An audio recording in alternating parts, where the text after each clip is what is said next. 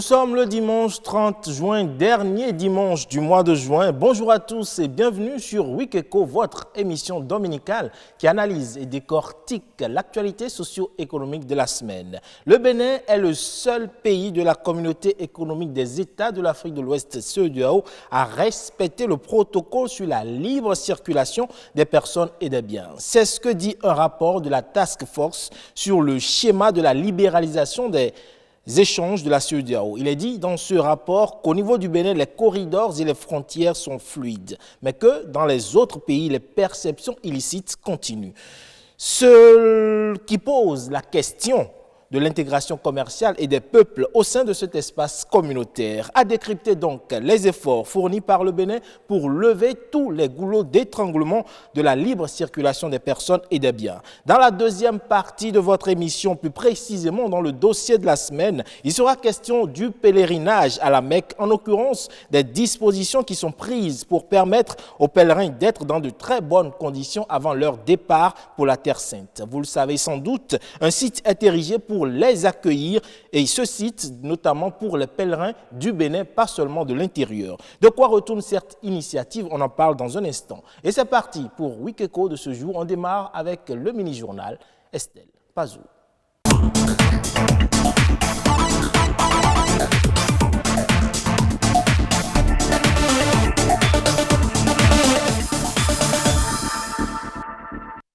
Bonjour à tous et bienvenue dans le mini-journal.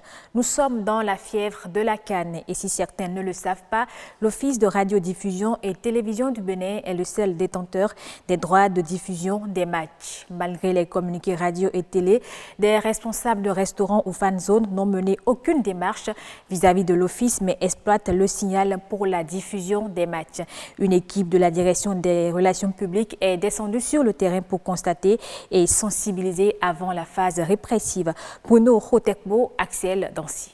20h30, l'esplanade extérieure du stade général Mathieu Kérékou reçoit 3 hommes, 3 agents du service des relations publiques de l'Office de radiodiffusion et télévision du Bénin font une descente inopinée pour une visée particulière. Nous savons actuellement que le monde entier, pour tout dire, vit actuellement l'événement de la Coupe d'Afrique des Nations qui se déroule en Égypte. Alors dans ce cadre, nous avons une certaine ferveur populaire qui fait que les bars, les restaurants ont choisi d'exploiter donc le signal de la CAF. Le signal de la CAF qui leur donne la possibilité de regarder les 52 matchs de la Coupe d'Afrique des Nations. En réalité, comme cela se fait dans la plupart des pays, je voudrais citer donc déjà les pays voisins du Bénin, l'exploitation de ce signal est assujettie à des conditions qu'il faudrait remplir auprès donc, des différentes télévisions qui en ont le droit. Et nous avons constaté à travers nos sorties que, allègrement, des restaurants, des fan zones utilisent ce signal sans chercher à se rapprocher par exemple de l'ORTB. Alors donc il s'agit pour nous de constater l'ampleur de ce phénomène et essayer de sensibiliser les acteurs dans le cas d'espèce. Loin d'être une descente musclée, cette délégation du service des relations publiques tient une séance d'information et de sensibilisation avec les responsables, promoteurs et tenanciers de bars et restaurants de cet espace. De la CAN, dans ces conditions-là, déjà dans cet espace-là qui n'est pas à usage domestique, il faudra payer quelque chose à l'ORTB qui a acquis les droits de diffusion. Ça nous a coûté plus d'1 milliard. D'accord. Donc, non seulement grand public, mais à but commercial. Nous sommes là dans le cadre de la diffusion des matchs de la CAN sur le territoire béninois. L'ORTB a fait passer un communiqué à la radio et à la télé qui sensibilise les promoteurs de bars, de fan zones, de cafétérias à se rapprocher de la direction des relations publiques pour une formalité avant toute projection ou toute diffusion dans les bars et cafétérias. Amicalement, ces agents ont fait passer le message qui pour d'autres était nouveau. Malgré le communiqué diffusé par la télévision nationale, il stipule le paiement obligatoire d'une redevance pour disposer des droits de diffusion de cette compétition continentale, la Coupe d'Afrique des Nations. Souvent, écouter radio télé, seulement si on allume télé, c'est juste les canaux plus et les trucs. On n'a pas le temps de suivre les journaux et autres. Donc c'est la raison pour laquelle on n'a pas été informé pour cette information. Mais demain, on va faire un effort pour passer. Outre les non-informés et ceux qui ne se sont pas encore acquittés de ces frais de diffusion des différentes rencontres, d'autres par contre sont en règle. Il faut savoir que la Loterie nationale du Bénin est une entreprise citoyenne. Et nous marchons suivant les règles. Et nous, avant même de commencer, vous devez savoir qu'on s'est rapproché de l'ORTB afin de savoir les dispositions à prendre pour ne pas tomber sur le coup de la loi. Ceci étant, nous avions payé avant de faire une diffusion grand public. Sourire aux lèvres, ces agents de la direction des relations publiques de l'ORTB ont remis les pendules à l'heure en attendant que les retardataires puissent se mettre au pas pour bénéficier des droits de diffusion de la 32e édition de cette Coupe d'Afrique des Nations. Venons-en maintenant à cette décision du Conseil des ministres du 22 mai 2019. Elle interdit l'importation, la commercialisation et l'utilisation des tôles ondulées non laquées au Bénin. Le gouvernement avance un souci de préservation de santé en s'appuyant sur des observations des spécialistes. Quelles appréciations les commerçants ont-ils de cette décision? Le moratoire leur permet-il d'écouler les stocks disponibles? Nadège Soni et Calvador Aronou se sont rendus sur quelques lieux de vente. Suivant le reportage. Plus de tôles ondulées galvanisées non laquées au Bénin. Le décret du gouvernement interdisant l'importation, la distribution et l'utilisation dans un délai d'un an de ces feuilles de tôle a été pris en Conseil des ministres. Chez les commerçants de ce matériau de construction, la décision semble être bien perçue. Un gouvernement d'or, tôle galvanisée. Le gouvernement interdit la vente des feuilles de tôle ondulées au Bénin à cause des reflets dus aux rayons solaires qui sont nuisibles pour les yeux. Et même quand ces tôles sont rouillées, le gaz dégagé par ces tôles nous rend malades. Lorsque vous allez dans la sous-région, que ce soit en Côte d'Ivoire, au Ghana ou au Nigeria, aujourd'hui, la tendance est d'utiliser des tôles laquées. Au-delà de ça, il y a quand même un aspect technique. Parce que lorsque vous prenez les tôles que nous utilisions par le passé, l'oxydation vient du fait qu'il n'y ait pas une protection. Ce qui fait que sur des projets donnés, pour les écoles par exemple, on exigeait à ce qu'on fasse, n'est-ce pas, des peintures sur les tôles. Désormais, seules les feuilles bacalures, les tôles ondulées laquées, les tôles laquées zinquées auront droit de citer. Ces tôles allient esthétique et résistance, même si à l'achat, le coût semble élevé. Environ 60 à 90 000 francs CFA pour ces matériaux modernes, contre 35 à 40 000 francs CFA pour les tôles ordinaires. La chaleur faisant son effet, ces genres de tôles permettent justement de ne pas trop sentir la chaleur. Alors la différence peut-être à l'achat, le client constate que les tôles laquées sont plus chères, mais attention, elles durent beaucoup plus dans le temps. Même si les marchands de ces équipements n'éprouvent aucune objection face à la décision, ils ont quand même quelques inquiétudes. Si les tôles qu'on doit vendre désormais sont importées et si le coût peut être le même que celui auquel nous vendons les tôles ondulées et ne pas nous créer des soucis pour la vente, c'est bon. Nous allons demander peut-être au gouvernement de revoir les mesures d'accompagnement comme on l'a fait en son temps pour les tuiles. Donner 12 mois pour des gens qui ont stocké, vous savez, le déstockage, ce n'est pas systématique. Pour certains vendeurs ayant requis l'anonymat, cette décision du gouvernement est un peu précipitée et répond plus à un souci d'esthétique. Que deviendraient donc les milliers de stocks existants et même en route pour le Bénin? Qu'adviendrait-il des sociétés existantes uniquement pour l'importation ou la fabrication de ces feuilles de tôle et de leurs nombreux employés? Pour l'heure, ces questions peinent à trouver réponse. Santé pour finir, mettre son bébé au sein dès sa venue au monde sauvegarde la vie de la mère et celle de l'enfant. L'allaitement au sein est un moyen sans égal de fournir une alimentation idéale. Il fait aussi partie intégrante du processus reproducteur avec des répercussions importantes sur la santé de la mère. Reportage Marianne Bossémédé. L'allaitement, source de vie pour le nouveau-né. La mise au sein du bébé les minutes qui suivent l'accouchement devrait être systématique selon les professionnels de la santé. Les avantages sont prouvés. Cet allaitement maternel va aider la mère à faire ce que nous appelons une involution utérine. La première cause de décès des femmes à l'accouchement, ce que nous appelons décès maternel, vous savez, c'est l'hémorragie de la délivrance. La mise au sein précoce peut permettre de lutter contre cette hémorragie de la délivrance. Tout simplement parce que quand nous allons, une fois l'accouchement fait, immédiatement, dans l'heure de l'accouchement, si l'enfant est mis au sein, en même temps, il y a un phénomène neuro-hormonal qui se déclenche et il y a sécrétion d'oxytocine qui permet donc d'éviter cette hémorragie de la délivrance. Le simple fait que l'enfant est mis en contact de sa maman, ça lui permet de conserver la température à laquelle l'enfant était déjà dans le ventre et donc on ne crée pas un vide tout de suite après la naissance de l'enfant. L'enfant, en poursuivant l'allaitement maternel, c'est que nous favorisons son développement, mais pas seulement un développement, le développement de son cerveau. Pour la mère, rien qu'en pratiquant l'allaitement maternel, je vous le dis, c'est que ça lui permet par exemple d'éviter le cancer du sein, le cancer de l'ovaire. En faisant cet allaitement maternel, c'est que la maman est en train donc de créer déjà un lien affectif entre l'enfant et elle.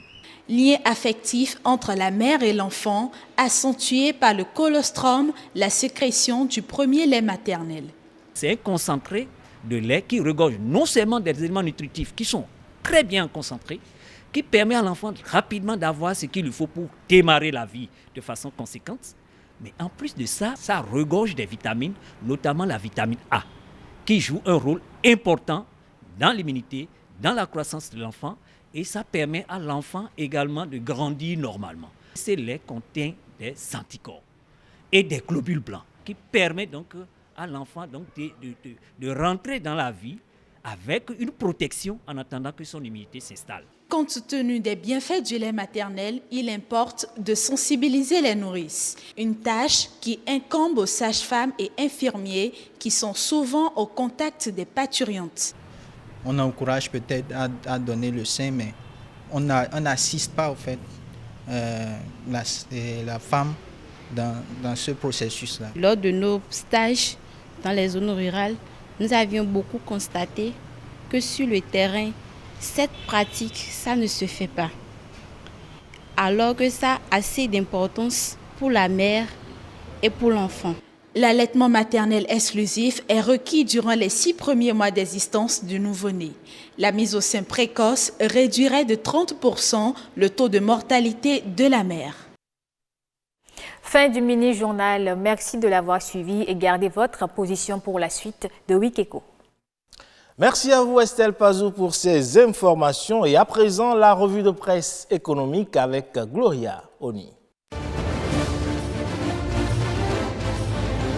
Bonjour et bienvenue dans l'actualité économique de cette semaine que nous commençons par la une du quotidien Le Télégramme qui nous informe de ce que le Fonds monétaire international FMI vient d'accorder un crédit de 11 milliards de francs CFA au Bénin. Le journal qui cite le communiqué publié par le FMI à ce sujet écrit à propos. Un décaissement de 22 millions de dollars approuvé par le Bénin. L'auteur de l'article ajoute que le conseil d'administration du FMI a achevé la 4e revue de l'accord triennal en faveur du Bénin au titre de la facilité élargie de crédit. Fraternité dans cette même dynamique affiche à ce sujet. Soutien à la bonne gouvernance économique.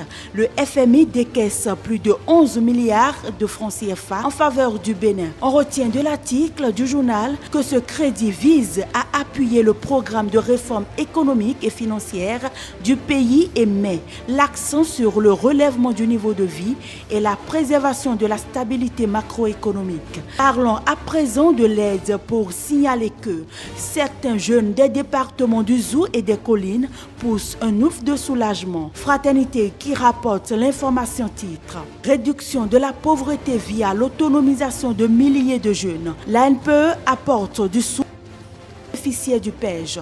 Selon le journal, pour un montant de plus de 18 milliards de francs CFA, cofinancé par le budget national et la Banque mondiale sur l'accord de crédit, le projet Emploi des jeunes vise à améliorer l'accès aux compétences et aux opportunités d'emploi de 17 500 jeunes en situation de sous-emploi. Bénin intelligent de son côté titre. Octroi de subventions d'installation, étape Zou-Colline. 1348 jeunes bénéficiaires dans l'euphorie. On retient du journal que le projet cible en particulier les secteurs de la transformation agricole, de l'artisanat et du tourisme. Parlons infrastructure pour finir. Le journal Fraternité nous apprend que le président de la République s'est rendu sur certains chantiers de construction pour constater l'avancement des travaux. Le journal titre à ce sujet « Mise en œuvre du PAG ». Patrice Talon constate l'évolution des grands travaux à Cotonou. Le journal rapporte que le chef de l'État s'est rendu sur le site de regroupement et d'hébergement des pèlerins au Hadj 6 à la place Idi d'Akpakpa. À ce stade, nous rapporte l'auteur de l'article, il a insisté sur la qualité des matériaux qu'il faut utiliser afin d'offrir un hébergement digne du nom aux fidèles musulmans. Le journal affiche que le site est doté d'un hall homme de 200 places, d'un hall femme de 150 places. Le Matin renchérit et affiche en manchette construction achevée du site réservé aux pèlerins du Hadj. Talon concrétise le rêve de la communauté musulmane. On peut retenir du journal que les fidèles musulmans béninois n'auront plus de soucis à se faire sur leur hébergement à Cotonou avant le départ pour la Mecque. C'est tout pour cette revue sur Wikeko. Merci de l'avoir suivi.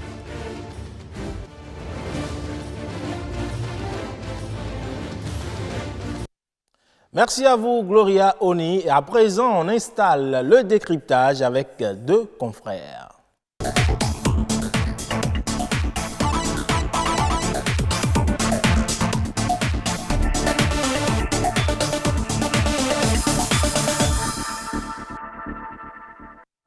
Et oui, je le disais, le Bénin bat tous les records dans la zone CEDEAO en ce qui concerne la libre circulation des personnes et des biens. Nos frontières sont fluides, il n'y a pas de difficulté à les traverser et tenez-vous bien, il n'y a même pas de faux frais à payer. Ce n'est pas moi qui le dis, c'est la task force sur le schéma de la libéralisation des échanges de la CEDEAO qui a fait le constat. Quelles en sont les retombées pour le Bénin, pour la zone CEDEAO? J'en parle donc avec deux confrères que je reçois ce matin. Armand Danou, journaliste au quotidien Bénin Intelligent. Bonjour Armand. Bonjour Ulwaïs. À côté de vous, Josué Fortuné Merouenou, journaliste au quotidien La Nation. Bonjour Josué. Bonjour, bonjour aux téléspectateurs qui nous suivent.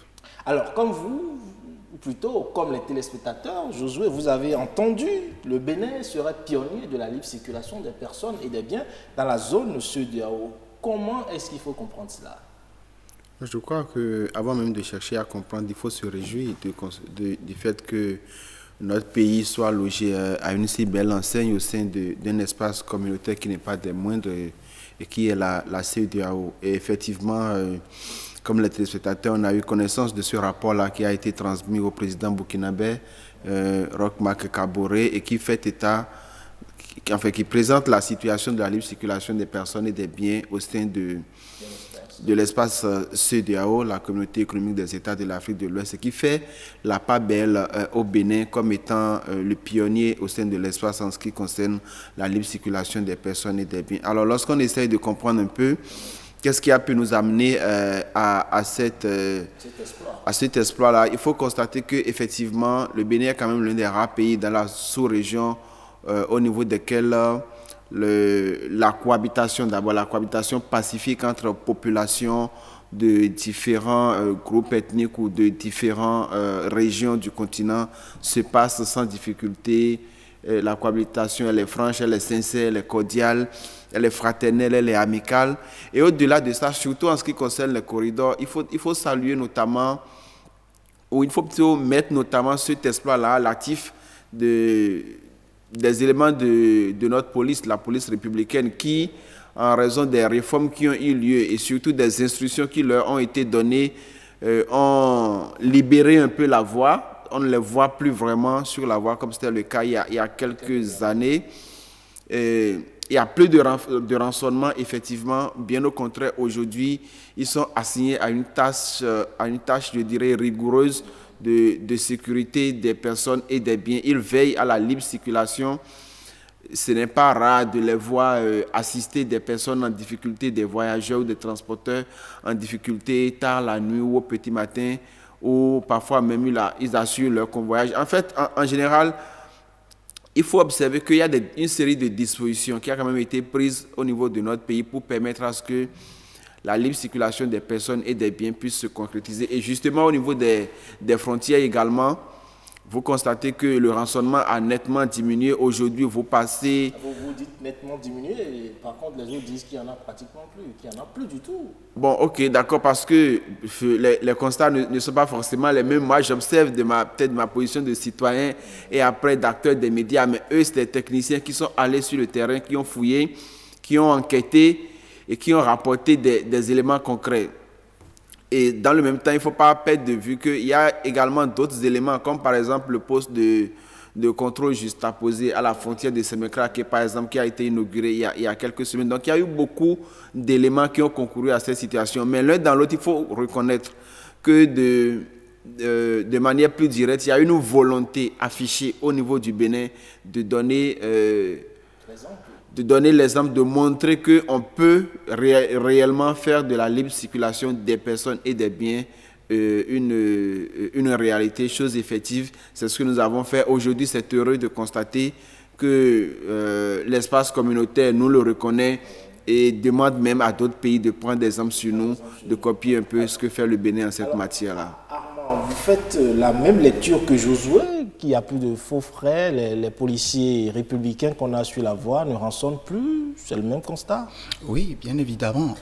Ce sont des actes auxquels on n'assiste plus sur nos axes routiers. Les policiers ont libéré les axes routiers. Il n'y a plus de ces conducteurs qui se voient arrêtés sur les routes pour, ne serait-ce, excusez-moi un peu, pour 200 francs ou soit... Mais ça continue quand même, hein. Il y a quand même des policiers qui ont l'oreille dure.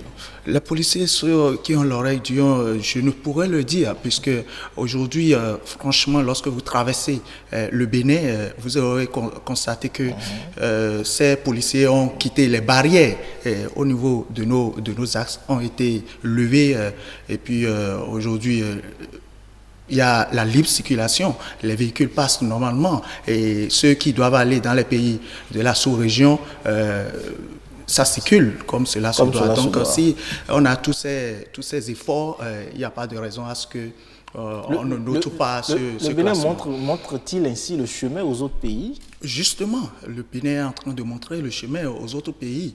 Je ne sais pas si on peut s'exprimer en termes de leçons que le Bénin est en train de donner aux autres nations de la communauté. Ils ont l'obligation de suivre les pas du Bénin. Puis le Bénin a également l'obligation de maintenir ce cap-là, puisque c'est aussi facile d'aller à la première place, mais c'est difficile d'y rester. Alors, selon vous, vous avez dit tout à l'heure que le rapport a été remis au président burkinabé et qu'il a été recommandé de féliciter le président béninois et d'exhorter les autres présidents à faire comme le Bénin. Selon vous, qu'est-ce qui fait, ou plutôt, qu'est-ce qui explique que les autres pays ont du mal à respecter le protocole qu'ils ont signé? J'ai dit tout à l'heure que c'est d'abord une question de volonté et de détermination. Ce n'est pas forcément une décision facile à prendre. C'est aussi une décision qui induit des coûts supplémentaires au niveau des pays. Et donc, si le Bénin en est arrivé là, c'est parce que le Bénin a voulu. Parce que autant que le Bénin, les autres pays sont signataires du protocole. Et donc, comme je le dis, ce n'est pas facile de se lever ainsi et de mettre en œuvre des réformes aussi importantes. Mais quand il y a la volonté, quand il y a la détermination pour le faire, je pense qu'on y parvient. C'est ce que le Bénin a fait. Le Bénin ne l'a peut-être pas ça n'a pas été fait dans l'optique de dire, ça n'a pas été fait dans une quête de première place ou dans l'intention de donner une leçon à qui que ce soit, mais c'est un accord qui a été signé, c'est un protocole que tous les pays de l'espace communautaire ont signé, se sont entendus pour dire on va faciliter la libre circulation des personnes et des biens au sein de nos pays respectifs et faire en sorte que cela puisse avoir des impacts au niveau de l'espace communautaire. C'est une volonté, ça a été décidé. Le Bénin a pris la résolution de l'appliquer, non pas à moitié, mais de le traduire concrètement dans les faits. Et c'est ça qui nous vaut aujourd'hui cette admiration-là que ce groupe d'experts nouveaux et que certainement d'autres pays au sein de l'espace communautaire nouveau. Mais au-delà de ça, il ne faut pas oublier aussi le fait qu'il y a la carte d'identité communautaire qui est également un élément majeur qui doit permettre à ce que la libre circulation des personnes et des biens toujours au sein de l'espace puisse davantage être accentuée, faire en sorte que le Béninois qui veut passer peut-être au Nigeria puisse le faire sans contrainte majeure. Ce n'est pas toujours évident. Quand on va du côté du Ghana, c'est souvent difficile de traverser la frontière ghanéenne. Surtout oui. Quand on est de la partie française. Oui, c'est pas faux, mais c'est la preuve que de ce côté-là, ce qui est demandé ou ce qui doit être fait n'est pas vraiment fait. Et le dire n'est pas, on ne le dit pas forcément pour jeter la pierre à un pays ou aux forces de l'ordre d'un pays, mais sincèrement, pour traverser la frontière ghanéenne, c'est la croix et la bannière. Vous n'y parvenez pas sans poser des actes de corruption, il n'y a rien à faire. Vous êtes obligé de payer avant de passer. Et je crois que c'est peut-être tout cela que la carte d'identité de la CEDEAO viendrait corriger si, effectivement, parce qu'il ne faut pas perdre de vue que des pays comme le Sénégal sont déjà suffisamment avancés sur cette question-là, par exemple.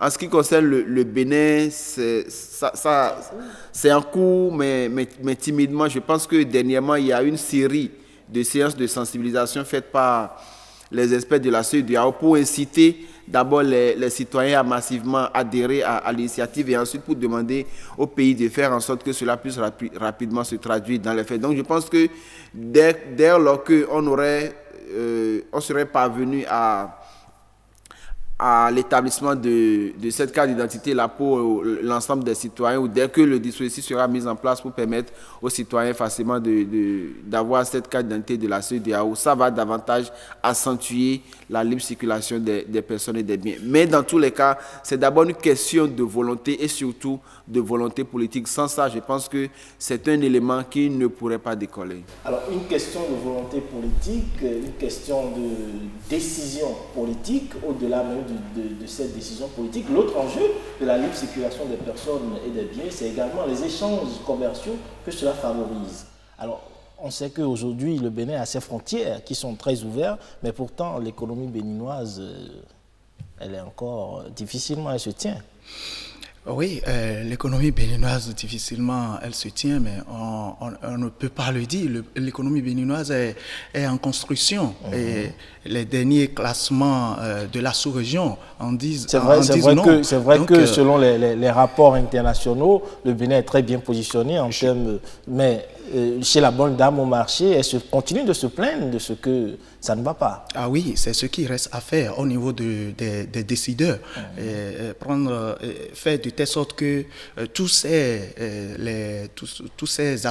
ces appréciations qu'on porte sur le Bénin, que la bonne dame, le Béninois, le citoyen lambda puisse ressentir ça dans son assiette, dans son panier et tout ça là. Donc aujourd'hui, le Béninois se plaint, oui, parce qu'il n'a pas encore ressenti tout ce que l'on reconnaît aux dirigeants. Oui. Donc, alors, des efforts restent à faire. Josué a évoqué la mise en place d'une carte, de la carte d'identité communautaire qui pourrait aider à régler ce problème-là. Mais on sait que les pays qui sont anglophones sont parfois réticents à laisser passer les citoyens des pays francophones. Au-delà, comment est-ce que vous percevez cela ? Au-delà de tout ça, Josué l'a également dit tout à l'heure, ce sont ces petites difficultés que l'on note là qui font que la communauté économique de l'Afrique de l'Ouest n'est pas encore assez solide. Donc, ces cartes d'identité, je pense qu'avec beaucoup plus d'efforts et de sensibilisation, ce sera effectif dans la sous-région, dans la communauté. Et déjà, le Bénin fait déjà des efforts à ce niveau. On note déjà l'établissement des passeports, de la communauté CEDEAO. On note déjà ça. Donc, c'est déjà un pas que le Bénin fait, et d'autres pays de la communauté doivent mettre un peu les petits plats dans les grands afin que l'objectif fixé tout au départ puisse être atteint, puisque c'est un contrat, c'est un protocole qui a été signé. Il faut dire que ce contrat, c'est surtout ça, l'économie de la sous-région. De la sous-région. Il faut mettre la volonté pour y arriver. Et ces pays ont vraiment d'efforts à faire pour pouvoir faire concrétiser ces accords signés entre eux. Vraiment, il faut la volonté et afficher véritablement qu'on veut faire de la communauté, ces États-là, un seul État, un seul grand État, sans frontières. Parce que lorsqu'il y aura ces passeports et ces cartes d'identité, on ne notera plus ces frontières que nous mettions. Comme je prends ma carte d'identité du Bénin, je ne peux pas aller au Nigeria, par exemple. Donc, avec la carte d'identité de la communauté économique, je peux aller facilement circuler dans les pays de la CEDEAO. Donc ça va limiter beaucoup plus les tracasseries, les difficultés que l'on note sur nos voies. Alors Josué, pensez-vous qu'une fluidité de favoriser la libre circulation des personnes et des biens pourrait dynamiser l'intégration commerciale? Cela va de soi. Cela va de soi dans la mesure où si les citoyens ont la possibilité d'aller et de revenir sans contrainte, cela forcément va s'étendre aux transporteurs, aux opérateurs économiques par la suite. Je crois que c'est d'abord une question de volonté et peut-être après un peu une question de confiance. Si les États décident véritablement de se faire confiance, si au niveau surtout des postes frontaliers, les agents qui sont commis à la tâche à ce niveau-là font le travail tel que cela se doit. Et si les citoyens eux-mêmes de l'espace communautaire, et c'est là peut-être qu'il reste un effort important de sensibilisation à faire, il faut d'abord qu'au-delà des dirigeants qui ont accepté la chose et qui ont signé des accords et un protocole dans ce cadre-là, il faut maintenant expliquer de manière concrète aux citoyens pour qu'ils puissent comprendre le contenu de cette disposition-là. Et à partir de ce moment-là, ça va se faire. Je pense que c'est progressif. Si déjà aujourd'hui, au niveau des corridors, ou tout au niveau du corridor, en ce qui concerne le Bénin, on a cette fluidité-là, cela va s'étendre progressivement et il reste que d'autres pays puissent vraiment faire l'effort parce que n'oublions pas de le dire. C'est vrai qu'aujourd'hui, le Bénin est félicité parce que le Bénin a fait des efforts, mais d'autre part, il faut dire qu'il n'y a pas vraiment la volonté fait défaut. Lorsque vous décidez de quitter le Bénin pour aller au Burkina, par exemple, par la voie, vous vous arrêtez 2 ou 3 fois et à chaque fois, vous présentez votre carte d'identité et avec de l'argent. Ça se passe au vu et au su de tout le monde. C'est extraordinaire que ce soit le président vous commencez d'abord par la frontière à Sinkassé. Vous payez d'abord. Là, vous affrontez dans un premier temps la police ou de la gendarmerie togolaise. Vous finissez avec les Togolais et maintenant vous rentrez, vous continuez votre parcours 2 ou 3 fois. Vous descendez au niveau des forces de l'ordre du Burkina. Je ne sais pas c'est quelle unité. Vous présentez votre pièce d'identité. Si vous n'êtes pas du Burkina, vous le présentez avec le cash et ça ne se discute pas. C'est à faire où vous vous retournez tout simplement. Et donc, il y a ces choses-là qui aujourd'hui... Le dont vous parlez est très accentué encore au Mali, parce qu'au Mali, il y a tellement de postes frontaliers, et à chaque poste de frontière, vous payez 1000 francs, qui est extraordinaire. C'est carrément un budget qu'il faut prévoir. C'est pourquoi je dis que c'est une question de volonté. Et si autant que les dirigeants béninois, les dirigeants de ces pays-là ont envie de traduire dans la réalité la libre circulation des personnes et des biens, ils peuvent le faire. Ce n'est qu'une question de volonté. Ce n'est pas facile. Si le Bénin est parvenu à le faire, je pense que d'autres pays également peuvent le faire. D'autres pays peuvent également le faire. L'enjeu est quand même grand. L'enjeu est grand. D'autres pays peuvent le faire. C'est une question de volonté. C'est de l'argent. C'est de l'argent pour ces agents qui prennent les 1000 francs, les 2000. Ça leur permet de... Et là, ça soulève encore un autre problème, la corruption. Tout à fait. Vous voyez. Donc, c'est une question de volonté. C'est parce qu'aujourd'hui, on a un chef de l'État déterminé à lutter sur tous les fronts, la corruption. Oui. Donc, si on note cela, les policiers, les tracasseries routières auxquelles on assistait, il n'y a plus tout ça là. Donc, c'est une question de volonté aux autres pays de se mettre au pas.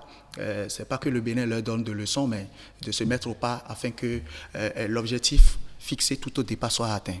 Merci à vous, chers confrères. Amandons-nous du quotidien Bénin Intelligent. Josué Merouenou du quotidien La Nation, le quotidien de service public. On retient, comme vous l'avez dit, que la question elle est vraiment difficile. L'enjeu est de taille. Les pays doivent reprendre la question au front. La libre circulation des personnes et des biens reste un enjeu majeur pour la zone CEDEAO. Aux chefs d'État des différents pays de prendre le pli, comme le Bénin l'a fait. On laisse la place à présent au dossier de la semaine.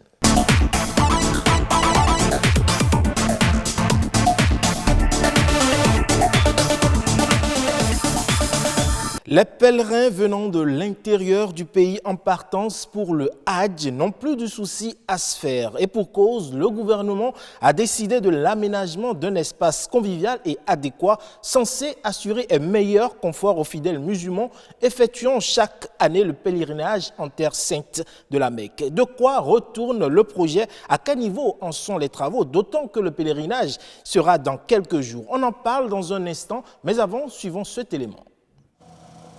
Ici, une machine pour plâtrer les pavés après leur pause. Ailleurs, on fait les branchements pour ces lampadaires à plaques photovoltaïques. C'est un site en plein chantier. C'est la place Idi d'Akpakpa PK6. Elle fait peau neuve pour servir aussi d'abri aux pèlerins avant le départ pour la Terre Sainte. Le gouvernement a bien voulu hisser ici des hébergements pour les pèlerins. Les pèlerins qui vont prochainement pour le Hadj. Parce qu'avoir les conditions d'habitabilité, les conditions dans lesquelles vivent les pèlerins venant de l'intérieur et qui n'ont nulle part à Cotonou, ce n'était pas très jojo. Donc quelque part, le gouvernement a été sensible à cela et a voulu naturellement faire un geste en direction de cette communauté. En plus du volet assainissement et pavage, le site bénéficie des dortoirs pour les candidats au Hadj. Vous voyez, il est déjà achevé. Et en face, vous avez le bloc de toilettes pour les hommes également.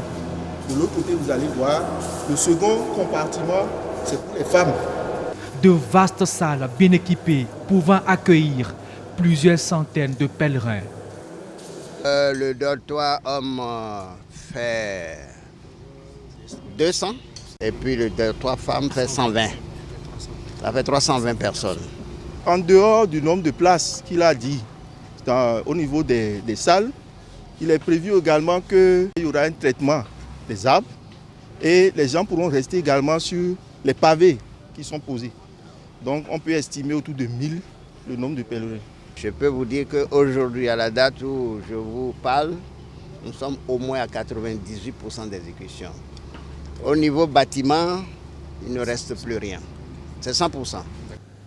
La petite mosquée dans cet angle de la maison laisse place à une cour aménagée avec des pistes pour les piétons et pour les voitures, un espace plus moderne et bien vert, de quoi assurer un hébergement plus décent. Vous l'avez entendu, le site devant accueillir les pèlerins musulmans est presque près de 98%. Mais revenons un peu sur les motivations de cet aménagement avec notre invité. Il est le directeur adjoint de cabinet du ministère du Cadre de vie et du Développement durable, M. Adam Pinto. Bonjour, monsieur. Bonjour, monsieur le journaliste. Merci d'avoir accepté notre invitation. Je vous en prie, tout le plaisir est pour moi. Alors, un site pour accueillir les pèlerins musulmans qui doivent aller au Hadj, notamment les pèlerins qui viennent de l'intérieur. C'est à quelle fin? Merci beaucoup. Merci de nous avoir invités aujourd'hui. D'entrée de jeu, je voudrais préciser que le site est destiné à tous les pèlerins. dans le cadre de l'organisation du Hajj. Ceux qui viennent de l'intérieur, mais aussi ceux de Cotonou qui arriveront en groupe, on pourra donner plus d'explications. Il y a plusieurs motifs pour l'aménagement de cet espace, la construction. Le gouvernement a constaté que les conditions dans lesquelles les pèlerins se préparaient à arriver à Cotonou pour le Hajj n'étaient pas décentes. Nous savons tous que c'était le pôle, c'était Zongo, la mosquée Zongo. Donc, il n'y avait pas un encadrement satisfaisant. Les conditions d'hébergement, il n'y en avait quasiment pas en termes de salubrité, en termes de sécurité. Donc, conjointement avec la communauté, les responsables de la communauté musulmane, il y a eu des discussions pour voir comment mettre les pèlerins dans de bonnes conditions, parce que c'est quand même l'un des piliers au niveau de la religion musulmane, et il faut qu'au niveau du Bénin, le gouvernement a vraiment voulu que cela se fasse dans les conditions qui permettent d'être totalement serein, totalement concentré sur ce qu'on va faire lorsqu'on va à la Mecque. Alors, si je comprends bien, ce ne sont pas les pèlerins qui se sont plaints, c'est le gouvernement qui, au regard du constat que les pèlerins, la plupart du temps, sont dans des conditions plus ou moins, on va dire, misérables avant d'aller, que le gouvernement a décidé de cet aménagement. Oui, comme je le disais, vous savez, le chef de l'État et le gouvernement sont soucieux en permanence d'améliorer le bien-être des populations, de toutes les populations, des populations, des acteurs économiques. Et donc, lorsqu'on observe les conditions dans lesquelles cela se passait, d'abord, les désagréments pour les pèlerins eux-mêmes, mais les nuisances en termes de gestion de la ville causées, le gouvernement, en concertation avec les responsables de la communauté, a voulu faire un geste fort et durable. Donc, c'est ça qui a motivé ce projet, et il a, pour en témoigner toute l'importance qu'il accorde à cette question, le gouvernement est allé en conseil le 6 février 2019 pour décider de réaliser des travaux d'urgence, parce que l'engagement que le chef de l'État avait pris, c'est que les conditions seront idéal pour le Hajj 2019. Et je crois qu'aujourd'hui, le pari est tenu, puisque quand vous disiez presque, les choses ont bougé, maintenant c'est totalement. C'est totalement, voilà. Donc le site est déjà prêt. Le site est prêt à accueillir les pèlerins. Alors, mais quelles sont les commodités qu'il y a sur ce site-là? On a entendu dans le reportage, on nous a dit qu'il y a un rôle pour les hommes, un rôle pour les femmes. Plus de détails? Oui, d'ailleurs, il faut préciser que c'est un site qui est situé à Papa. C'était déjà un site consacré à la communauté musulmane en termes de place Idi. Il y a une mosquée et une école coranique qui sont sur le site. Mais c'est un site qui, ici, il est idéalement situé parce qu'on voulait un site qui soit dans Cotonou, qui soit facilement accessible et qui ne soit pas loin de l'aéroport. Il fait 1 hectare. Mais il était inondé. Les conditions n'étaient pas bonnes. Donc, ce qu'on a fait en premier, c'est d'abord d'assainir le site. Donc, le drainage, de le mettre hors d'eau, comme on dit, de sorte qu'il ne soit plus inondé. Parce que c'était un site qui est inondé. Il a fallu remblayer sur, en moyenne, 60 à 70 cm. Ça, c'est la première chose. Ensuite, vous avez 2 volets dans l'aménagement qui a été fait. Il y a le volet assainissement et aménagement au sol, et il y a le volet bâtiment. Donc, c'est un site qui va avoir beaucoup de passages. Donc, il fallait prévoir d'abord des allées pour les piétons, pour les pèlerins, mais aussi on a une allée qui traverse tout le site et qui permet de faire les rotations de véhicules pour pouvoir amener les pèlerins et ensuite les acheminer, les convoyer vers l'aéroport. Donc, il a fallu faire en plus de l'assainissement du pavage, tout en préservant les arbres, parce qu'il y a beaucoup d'arbres sur le site. Donc, ça a ajouté à la complexité des travaux, parce que l'urgence est déjà un facteur qui complexifie un peu, mais on a tenu, parce que c'est quand même le ministère du Cadre de vie et du Développement durable, on a tenu à faire un aménagement qui préserve les arbres. Donc, il y a eu pavage, il y a eu aménagement d'allées, il y a eu aménagement d'allées piétonnes, et il faut pouvoir accueillir les pèlerins, c'est la vocation du site. Donc, on a construit un bâtiment qui fait quand même 40 mètres sur 20. Donc, il y a 800 mètres carrés de surface offerte aux pèlerins. Et tous ces travaux ont été faits en concertation avec les utilisateurs pour que ça satisfasse aux conditions dans lesquelles on doit l'utiliser. Donc, on a séparé le dortoir homme et le dortoir femme. Et c'est un bâtiment unique avec une séparation. Et en termes de revêtement, on a des carreaux, les murs sont peints. il est éclairé, donc il y a la lumière, il y a la ventilation naturelle et aussi des brasseurs. Il y a un faux plafond pour le confort thermique, donc pour qu'on puisse vraiment être dans des conditions adéquates. En plus du dortoir à proprement parler, il y a tout ce qui est locaux sanitaires et points d'eau. Donc les toilettes et les douches. Pour les toilettes, douches et les points d'ablution. Pour qu'on soit vraiment dans les conditions idéales pour pouvoir se préparer pendant qu'on transite pour aller à la Mecque.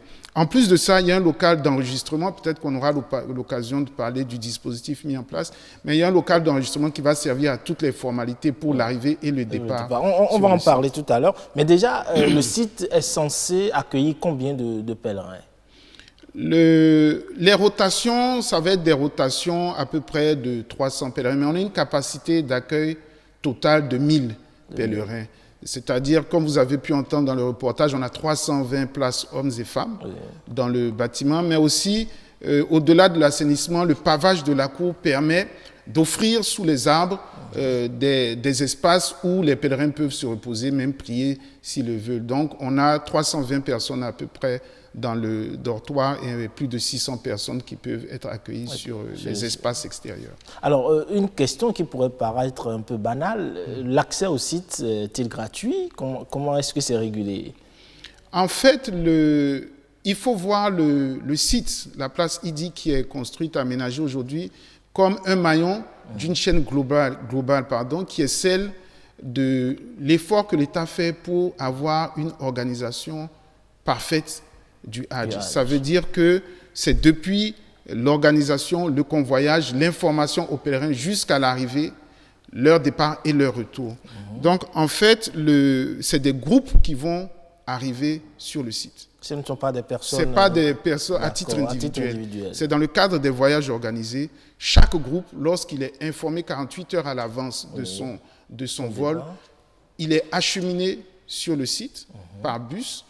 Lorsqu'ils arrivent sur le site, ils sont accueillis et il y a un certain nombre de formalités qui vont être faites sur le site. Il s'agit de quoi? Concrètement, tout ce qui est pesage des bagages, des colis, va se faire sur le site. On a, comme je le disais, un local d'enregistrement. C'est un bâtiment où il y aura les services, y compris ceux de l'aéroport, de l'aviation civile, le ministère des Affaires étrangères. Et donc, chaque groupe qui arrive est pris en charge. Les bagages sont pesés et seront convoyés directement à l'aéroport. Les pèlerins passent 1 à 2 nuits sur place et après, ils sont pris en bus sécurisé. Donc, ils arrivent à l'aéroport 45 minutes avant le départ de leur vol, juste pour les formalités de sécurité. Et de là, ils font leur embarquement et ils sont partis. Voilà. Donc, ils arrivent à l'aéroport. Là aussi, il y a un espace d'accueil qui leur est dédié pour que tout se passe dans les meilleures conditions. Alors, vous disiez que pour avoir accès au site, il faut que, en tout cas, ce sont des groupes organisés qui ont accès au site. Alors, la question demeure. Les pèlerins qui doivent aller au Hajj, avec ce qu'ils doivent payer, est-ce qu'il n'y a pas, ils ne doivent pas payer quelque chose pour avoir accès à ce site? Parce qu'un site, ça nécessite de l'entretien, ça nécessite un certain nombre de choses, une gestion quand même. Alors, cette gestion doit revenir à qui? À l'État, aux pèlerins, à la communauté musulmane? Vous savez, l'objectif, c'est d'assister et de faciliter les conditions de vie, les conditions de pratique de la religion pour toute communauté confondue. Donc, à ce stade, nous avons prévu au ministère du cadre de vie et du développement durable d'assurer la gestion en relation avec la communauté musulmane. Concrètement, ça veut dire quoi? Ça veut dire que les pèlerins qui vont arriver, dans l'état du dispositif actuel, n'auront pas à payer de frais d'accès au site. Il n'y a pas un ticket, on arrive et puis on paye. Ou bien ce frais-là est déjà répercuté sur les frais du Hajj. C'est pour ça que je parlais d'organisation globale. Le pèlerin, on veut vraiment, le chef de l'État insiste sur cet aspect-là et ça a été des instructions très claires au niveau du ministère. Il faut que les pèlerins soient dans la sérénité. Donc, une fois que c'est réglé en termes du voyage, ils arrivent et tout se passe de manière naturelle, conviviale. Alors, le site, ça va héberger évidemment nos pèlerins, mais il faut qu'ils mangent. C'est prévu un coin cantine pour eux ou bien des activités économiques autour de la zone? Vous voyez, l'important, c'est d'apporter une valeur ajoutée. Donc, les pèlerins ont déjà certaines pratiques qu'il faut sauvegarder, qu'il faut conserver. Il y a une organisation familiale. Donc, nous profitons du fait qu'on a le site et qu'on va faire l'asphaltage, parce que le programme asphaltage va passer devant le site et donc la voie d'accès sera elle aussi aménagée pour créer un développement économique dans le quartier. Donc, tous les services en termes de restauration, en termes de besoins d'accessoires, que ce soit pour la toilette, tout ça va être offert dans une optique de développement qui va impacter le site lui-même, mais aussi le quartier. Donc, c'est du redéveloppement urbain que nous faisons et ils auront toutes les facilités pour pouvoir se restaurer sur le site. Ce que nous avons prévu, que ce soit par rapport à tout ce qui concerne la nourriture, mais aussi par rapport à l'utilisation des toilettes, des salles d'ablution, nous aurons une équipe permanente pour assurer la propreté et l'entretien. C'est un service supplémentaire qui est accordé. Donc, tout ce qui est nettoyage des toilettes en permanence, des points d'eau, entretien de la cour, tout ça est prévu déjà pour être effectif dès le mois de juillet. Alors, au-delà de ces dispositions pratiques, y a-t-il d'autres dispositions sécuritaires qui sont prises? Parce que après, entre deux Hajj, c'est vrai que le site ne sera pas occupé par les pèlerins. Alors, c'est ouvert à tout le monde, à n'importe qui. Non, c'est pas totalement exact. Déjà, en termes de sécurité par rapport à la période du Hajj, c'est le départ, mais c'est aussi le retour. Donc, vous avez vu qu'on a refait la clôture. On refait la clôture. Il y aura un dispositif de sécurité. Comme je le disais, même le transport va être sécurisé. Après, nous allons continuer le dialogue avec les organisateurs pour voir comment améliorer le dispositif. Mais dans l'état actuel du dispositif, il faut se rappeler que c'est une place qui servait déjà à accueillir les prières, notamment lors de la fête du Ramadan, de la Tabaski. Il y a une école coranique, il y a une mosquée qui sont sur le site. Donc, il est utilisé en dehors de la période du Hajj et cette utilisation va se poursuivre. Je ne veux pas dévoiler un peu ce qui est dans les tiroirs, mais on a l'aménagement pour le Hajj, mais on a aussi la volonté qu'entre les périodes, les conditions d'utilisation soient aussi améliorées par rapport à la mosquée et tout ça. Oui, justement, parce que par rapport à la mosquée, si vous le dites, si entre deux Hajj, les gens continuent d'avoir accès à la mosquée, le risque sécuritaire... Non, le site est sous contrôle. C'est sous contrôle. Le site est sous contrôle. On a amélioré les conditions parce que le site était inondé. Aujourd'hui, il ne l'est plus. Donc, même les prières en dehors du Hajj, de la période du Hajj, pourront se faire normalement. Mais il est sous contrôle de l'administration et il n'y a aucune inquiétude. Il a été fait dans une logique de durabilité. Donc, la maintenance de ce site va être assurée. Et surtout, on va faire le retour d'expérience après le premier Hajj. On prévoit déjà de faire des travaux confortatifs pour peut-être étendre les commodités en termes de points d'eau, de toilettes, améliorer, s'il le faut, la qualité de la robinetterie, des choses comme ça. Donc vraiment, c'est une dynamique à long terme qui est enclenchée. C'est parti pour plusieurs années, ce site. Oui.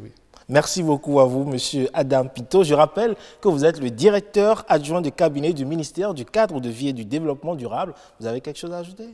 Oui, je voudrais quand même dire que ce n'est pas anodin de faire une intervention comme celle-là parce que chaque année, on a plus de 3000 personnes qui sont concernées. Mais au-delà de ces 3000 personnes, c'est des familles et c'est toute la communauté nationale.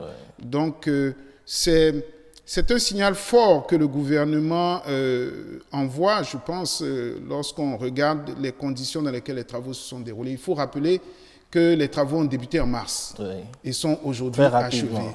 Donc, cela témoigne du fait que les engagements que le chef de l'État et son gouvernement prennent sont respectés. Et moi, je voudrais vraiment faire passer au nom du ministre du Cadre de vie et du Développement durable le message que les conditions aujourd'hui sont réunies pour un pèlerinage dans de très meilleures conditions. Dans de très meilleures conditions. Ce n'est pas trop dit, de très meilleures. C'est vrai. Et je voudrais vraiment souhaiter un bon pèlerinage à ceux qui vont partir à la Mecque. Merci beaucoup à vous, Monsieur Adam Pito. Et voilà, l'aventure Wikeko du dernier dimanche du mois de juin prend fin ici. Un nouveau mois démarre avec des défis, avec ses joies et avec ses peines. Portez-vous bien. À dimanche prochain.